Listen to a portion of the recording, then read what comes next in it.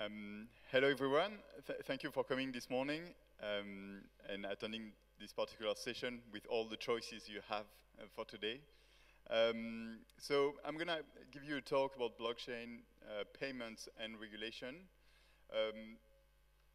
Just up front, I would like to mention the 3 points I would like you to go away from this session with. The first one is there is an ongoing revolution in the payment industry, and blockchains are just a part of it. And so the topic is we need to be competitive with other players in that field in order to take part of this payment revolution. And at the moment, we don't have the most market power among the players in that field, so we need to be aware of that, even if the technology is elegant and probably efficient. Secondly, the second point I would like to go with is that regulation are not just a set of rules that are set in stones and you have to follow at the end of the project. On the contrary, I engage you to think up front about regulation, because it is as well an opportunity, especially for the kind of technology we are working with. And it's also something that's about to evolve. Like all the regulators everywhere in the world are watching the space and trying to adapt their legislation. So it's not only a question of looking at what are the rules we need to follow. It's like to understand what are the rules, why they exist, and what can we propose, either by proposing new rules and also by proposing how our technology provides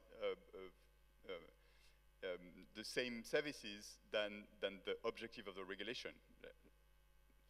And thirdly, I think we really need to have global initiatives about regulation in the blockchain space, but that takes into account all the local specificities. Like each region has a different way of approaching the regulation and different objectives, and we need to take that into account. I see and I participate in many think tanks and groups about that, and I feel like often it's a failure of like trying to design a generic set of rules and principles that don't apply to each specific region. It's tedious, but it's necessary.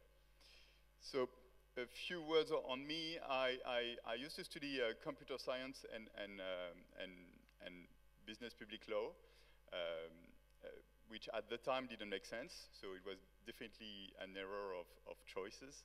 But now it seems to be quite useful, so I'm glad of that. Currently, I'm working in different activities. The main one is I'm working for a research group that's called Blockchain Perspectives, which this institution is part of, the CNAM, and also CERSA, which is a laboratory, CNRS Paris 2. And also, I participate in a group that's called Smart Contract Academy. It's a think tank about blockchain and law, and we have been working on that over the past months, and also consultancy activity. So a few words about payments. So a payment is pretty straightforward. You have a product you would like to buy, for instance, an ice cream, and you just want to send money in exchange for the good, and that's what you want to do.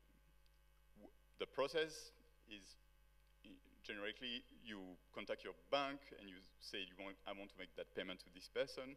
The payment is arranged between the bank, and the bank then tells the merchant the payment has been processed.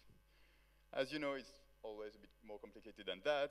The banks don't operate the payments among themselves. They have a service provider that are the ones that actually make the transfer. And actually, it's more complicated than that, because between those payment service providers, there are many steps. So that's the error in the middle that makes the payment process. But also there are additional services. For instance, when you trigger the payment, it might not be just you paying with your card that's triggering the payment. You might be using, for instance, Apple Pay.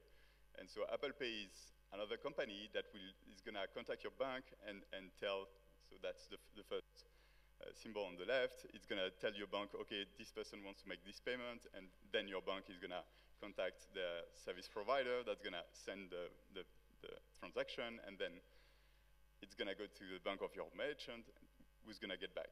And that's still a simplified version. Also, with this complex ecosystem, there is a lot of people who get paid and a lot of different fees they get paid. You pay for having credit card, so a monthly fee usually. Like the bank pays the service providers. The bank pays also a fee to the credit card company, like Visa or MasterCard, for having a license. And the merchant also is paying their bank for doing that.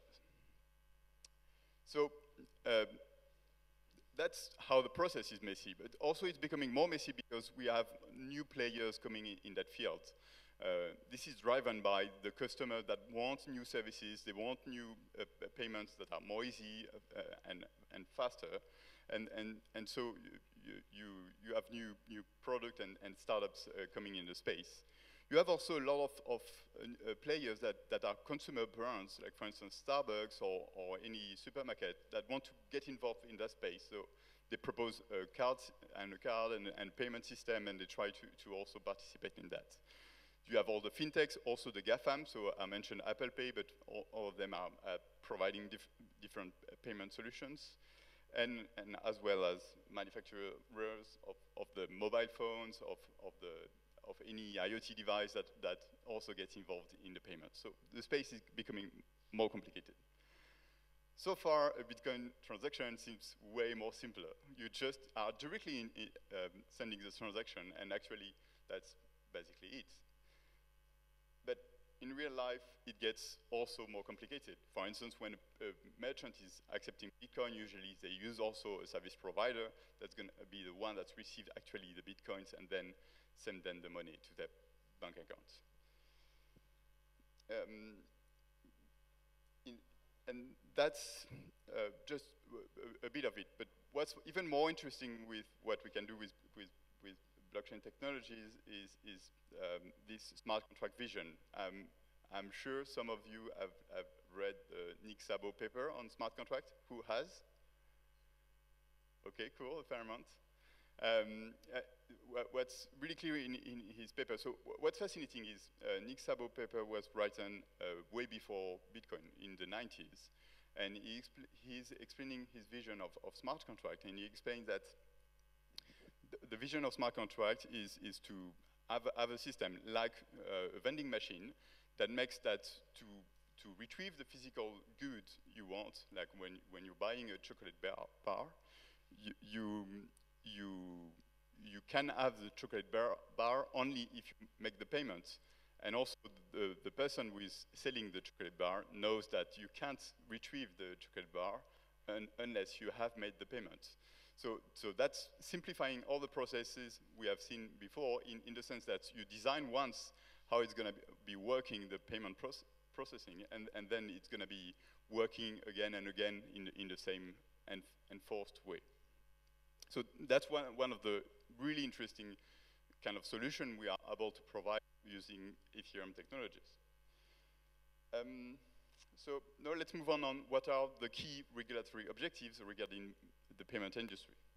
The first one I see are to guarantee payments. So this is a first challenge. As you have many players involved in payments, you need to make sure that the payments are done and well done.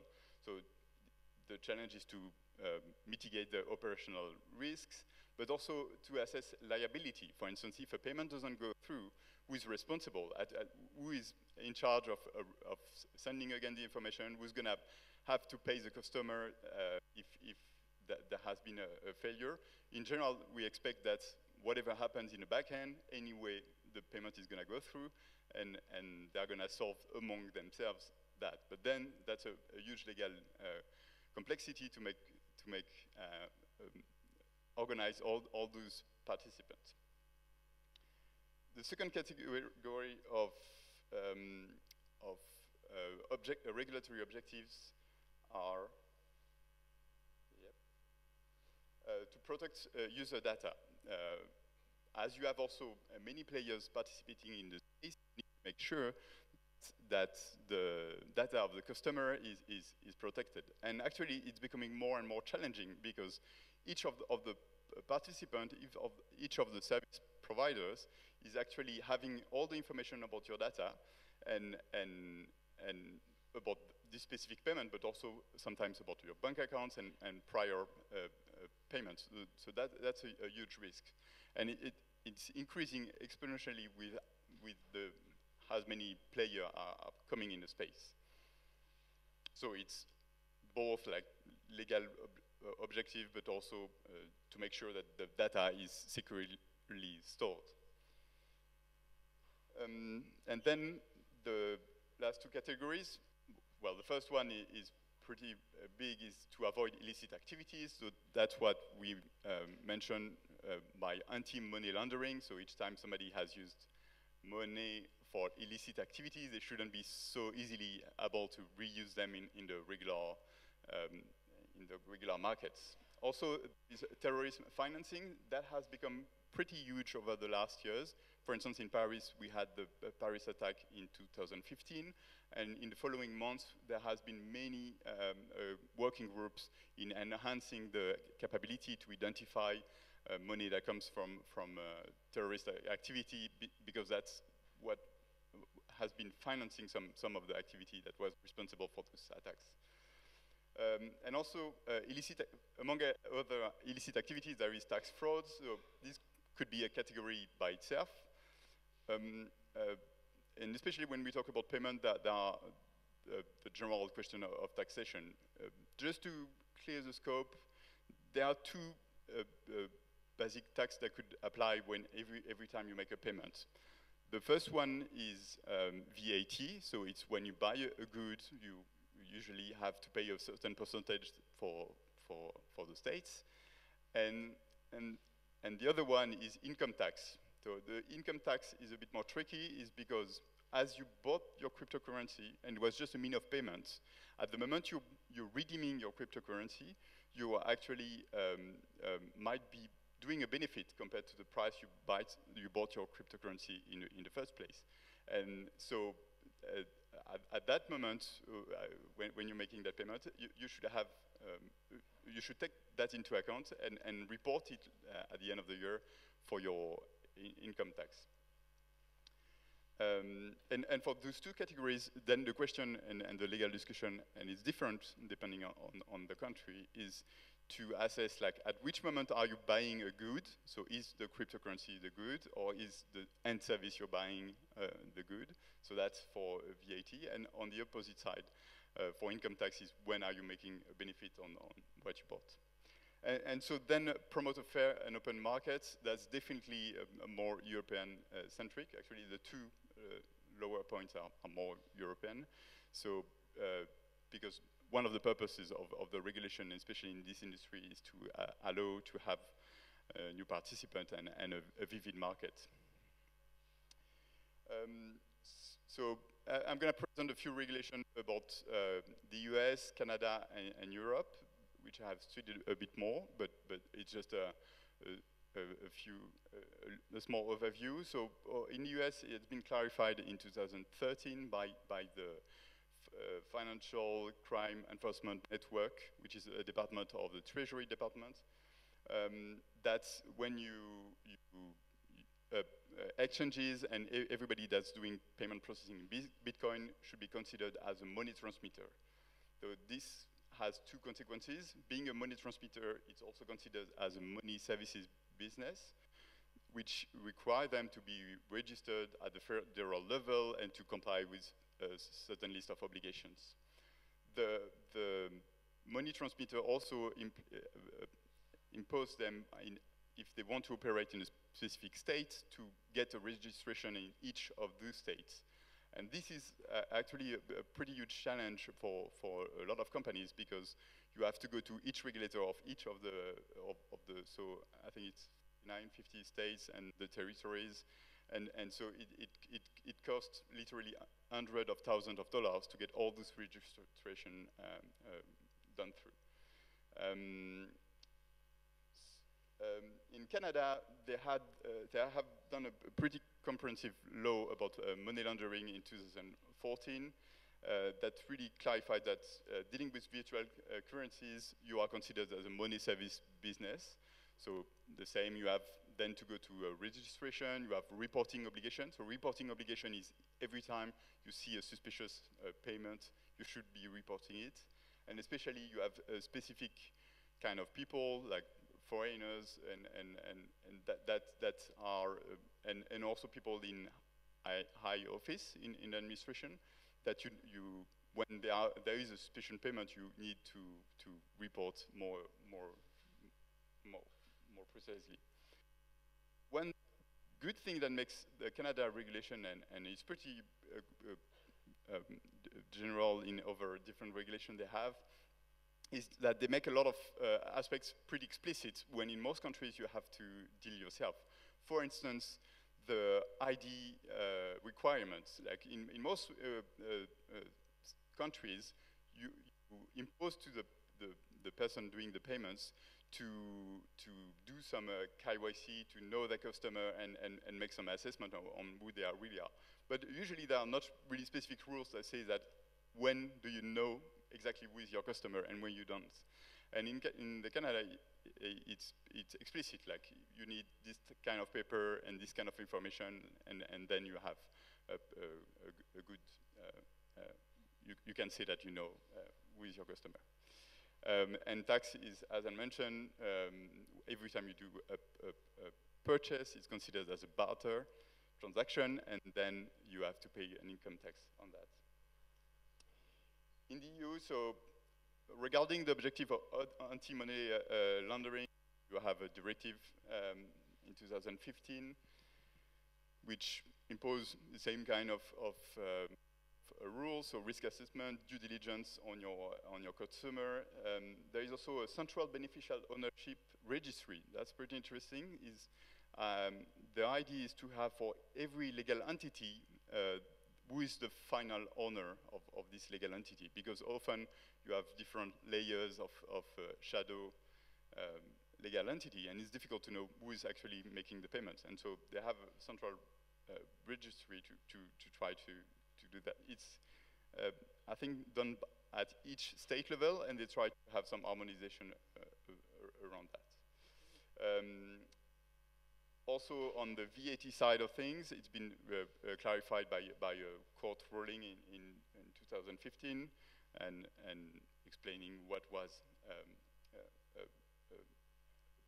payments, and actually the case was somebody who was buying Bitcoin and reselling them online, and the question was his activity a service that was taxable by VAT?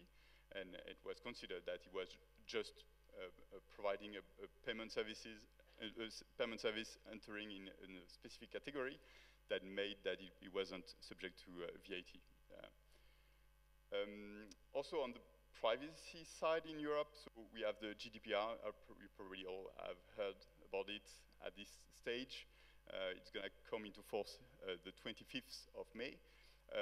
This is a really interesting piece of legislation, because actually it's probably one of the laws that requires the most to developers to be aware of it, because it's not just a rule you have to respect in the end. It's every time you're processing data that has some personal interest, or data about a specific person, you need basically to tag your data and know where is the data about this specific person, in order to be able to retrieve it if the user demands it, in order to be able to delete it in the end. So obviously when we are dealing with Ethereum project, that's also a challenge, because you need to think on how you're going to store the data about your user, and personal data is not only the name. Like, it's been a long trend of court ruling that explain that personal data is anything that also identifies somebody. If you have a lot of information about somebody, like